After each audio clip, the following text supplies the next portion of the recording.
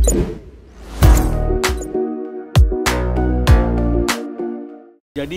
agenda kedatangan saya pada hari ini ke Polda Metro, ke SPK, itu sesuai dengan apa yang sudah pernah Ruben Onsu sampaikan dan juga saya sampaikan, bahwa kita akan membuat laporan terhadap akun-akun atau pihak-pihak yang selama ini sudah melakukan tindakan pencemaran nama baik, sudah melakukan pengancaman dan juga bullying cyber kepada anaknya Ruben Onsu, Bertrand Pito, ya. Jadi memang selama ini tertunda-tunda karena kita memang ingin mendata, memverifikasi semua akun-akun tersebut sehingga kita mudah ketika kita membuat laporan. Ternyata tidak mudah juga karena memang semuanya harus diperiksa dan diperhatikan oleh tim penyidik sehingga akhirnya dari jam 11 tadi baru selesai sekarang, ya. Tapi semuanya sudah kami laporkan dan laporan kami juga sudah diterima dengan baik oleh pihak penyidik kepolisian. Kepada semua pelaku yang akun-akunnya kami laporkan lebih kurang 10 akun, baik itu Facebook maupun Instagram maupun video, itu sudah dikenakan pasal 27 ayat 3, Jungto 45, Jungto pasal 30, Jungto pasal 156, ya, karena ada unsur penistaan agama di dalamnya. Ya, jadi mengingat banyak pasal yang diterapkan dalam laporan kami dan juga mengingat banyak akun yang dilaporkan yang masing-masing memiliki spesifikasi dan perbedaan-perbedaan ucapan, head speech-nya berbeda-berbeda, ada yang ancaman, ada yang menghina agama, ada yang bullying, ada segala macam. Makanya tadi verifikasinya untuk memasukkan pasalnya itu yang tadi agak sedikit lama, tapi semuanya sudah berjalan dengan baik sehingga hari ini laporannya kita sudah diterima dengan tanda bukti laporan sebagai berikut, ya. Jadi sudah diterima dengan baik oleh pihak Polda Metro Jaya. Berbeda-beda, ya, berbeda-beda. Kalau misalnya ada satu orang yang perbuatannya berbeda, itu kan sama, tetap dianggap satu, tapi pasalnya akan berbeda. Tapi ini semuanya berbeda-beda, karena yang mereka lakukan juga berbeda-beda. Ada yang dia itu pencemaran nama baik, ada yang penghinaan, ada yang penistaan agama, ada yang ancaman. Jadi memang kita harus mengelompokkannya sesuai dengan perbuatan yang mereka lakukan, dan pasalnya juga harus dipilih sesuai dengan apa yang mereka lakukan. Ancamannya itu ya dari mulai 4 tahun sampai 6 tahun. Seperti misalnya mau melakukan pembunuhan, kan begitu, ya. Terus kemudian ada yang bicara mengenai masalah kalau penistaan agama, Kristen lu, kan begitu, ya. Dan juga mengenai masalah bego lu, kan banyak lah. Ya, karena tadi terlalu banyak video yang tadi kita sampaikan, banyak akun yang kita sampaikan. Kalau mengenai masalah umur, kalau untuk akun-akun yang tidak ada bahasa gambar atau videonya kan kita tidak tahu, ya. Kecuali yang kemarin ada di Lampung yang sudah minta maaf dengan kita tahu bahwa itu memang di bawah umur, ya. Nah, tapi kalau dari video-video yang muncul itu memang kan kelihatan bahwa pelaku dia itu kan memang masih anak-anak di bawah umur. Tapi seperti yang sering saya katakan itu, bahwa hukum itu kan tidak memandang usia seseorang. Ya, karena ada ajas equality before the law, semua orang sama di mata hukum, ya. Bahkan Indonesia juga sudah mengenal yang namanya aturan terhadap pidana anak, hukum acara terhadap jika pelakunya adalah anak di bawah umur. Jadi itu tidak menghalangi jika memang pelaku kejahatan itu adalah seorang anak, dia juga tidak terbebas dari jeratan hukum. Nah, tapi kalau untuk misalnya akun-akun yang tidak ada bahasa gambarnya, tidak ada hal-hal yang lain, kita tidak bisa pastikan mengenai apakah itu anak di bawah umur, apakah orang yang sudah cukup umur. Jadi sama seperti yang sering dikatakan oleh Ruben, bahwa Ruben cukup strict terhadap anak-anaknya yang tidak diberikan gadget atau handphone, sehingga saya bisa simpulkan dari pernyataan Ruben bahwa Bertrand sejauh ini masih belum mengetahui apa yang terjadi di media mengenai serangan-serangan yang dilakukan terhadap dirinya, ya, termasuk ada kata-kata anak pungut dan sebagainya, ya. Tapi kembali lagi yang seperti dikatakan oleh Ruben ke teman-teman media juga dan ke saya, ini dilakukan oleh Ruben unsurnya adalah agar ini tidak terulang lagi. Ya, ada upaya hukum untuk supaya orang tidak melakukan hal-hal yang melawan hukum. Itu yang pertama. Yang kedua adalah suatu saat, karena jejak digital itu kan susah untuk dihilangkan dan dihapus, ya.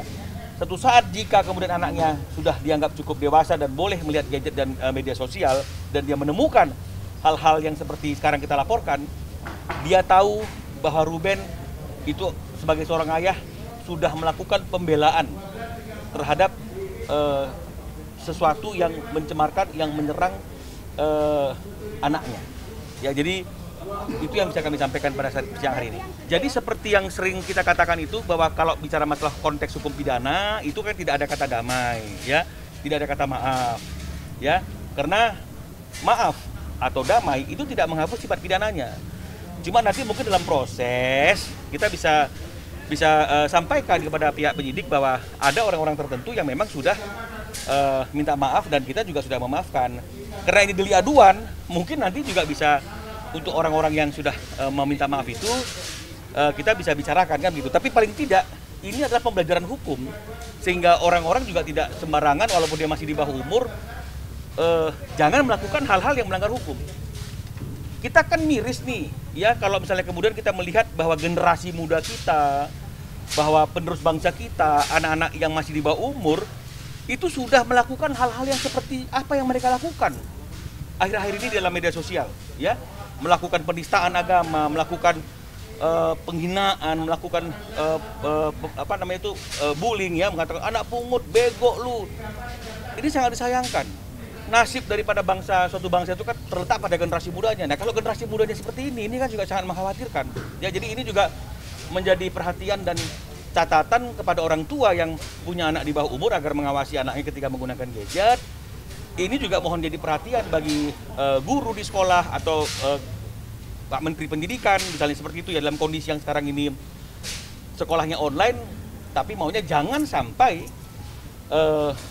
budi pekerti, attitude, disiplin terhadap anak-anak yang masih usia sekolah itu jadi terabaikan sehingga mereka bebas melakukan hal-hal yang seperti ini. Ini sangat disayangkan sekali. Kejadian itu ini ya saya nggak tahu persisnya ya, saya nggak tahu persisnya. Tapi kalau lihat dari postingan-postingan yang ada dan juga dari repostnya Ruben, ini mungkin kejadiannya kan sekitar satu bulan ini ya. Itu yang bisa kami sampaikan. Kan sudah disampaikan kemarin itu. Kita sudah mau laporan, tapi kemudian ada yang minta maaf, ada yang ini, kita harus usut ulang dan kemudian ada perkembangan baru, ada lagi orang-orang yang melakukan penghinaan. Jadi supaya tidak berulang-ulang, kita tunggu sampai semuanya sudah tuntas, data sudah lengkap, kita lihat sudah nggak ada pergerakan lagi, nggak ada tambahan lagi, kita laporkan. Dan kalau misalnya mengenai masalah kadaluarsa sebuah kejahatan kan itu juga ada batas waktunya, dan kalau 1 bulan sampai 1 bulan setengah itu kan belum kadaluarsa. Jadi kalau misalnya kenapa hari ini dilaporkan, mungkin Ruben menganggap sekaranglah momentum yang paling tepat untuk membuat laporan. Ruben kan kita tahu dia terikat dengan satu pekerjaan yang rutin yang nggak bisa dia tinggalkan, dan saya rasa cukup dengan dia memberikan kuasa kepada kami sebagai kuasanya Ruben yang notabene adalah ayah daripada Bertrand Pito, cukup mewakili dia untuk membuat laporan pada siang hari ini. Toh nanti pada waktu proses ini berjalan dalam pemeriksaan saksi, Ruben juga pasti akan harus diminta keterangan kan. Yang saya tahu, yang saya hadir pada waktu permintaan maaf itu, motivasi mereka itu hanya kepicu antara sesama teman yang saling menghina idola mereka masing-masing. Itu alasannya mereka, bukan penggemar. Jadi ini antar idola. Jadi yang ini mengidolakan Bertrand, ini mengidolakan artis luar negeri, kan begitu. Jadi orang yang mengidolakan artis luar negeri ini menyerang orang yang mengidolakan Bertrand, artinya dia menjatuhkan idola lu tuh anak pungut, idola itu seperti ini, gitu ketika maksudnya. Jadi bukan fansnya, ya, bukan fans. Karena pasti anak di bawah umur, dia pasti belum bisa menjadi fan yang fanatik yang kemudian akhirnya jadi rasa suka menjadi rasa benci. Itu hanya terjadi kalau menurut pendapat saya, itu pasti orang-orang yang sudah dewasa. Kalau anak-anak pasti dia tuh lebih natural. Jadi dia melakukan itu karena dia emosi dengan fans-fansnya si Bertrand Pito yang terlalu mengagung-agungkan atau terlalu memuji Bertrand Pito. Dia nggak senang. Itu loh, itu menurut mereka ketika mereka datang untuk minta maaf. Barang bukti tentu ya akunnya, ya videonya, semua segala macam, IP-nya, URL-nya, itu kita serahkan ke pihak penyidik.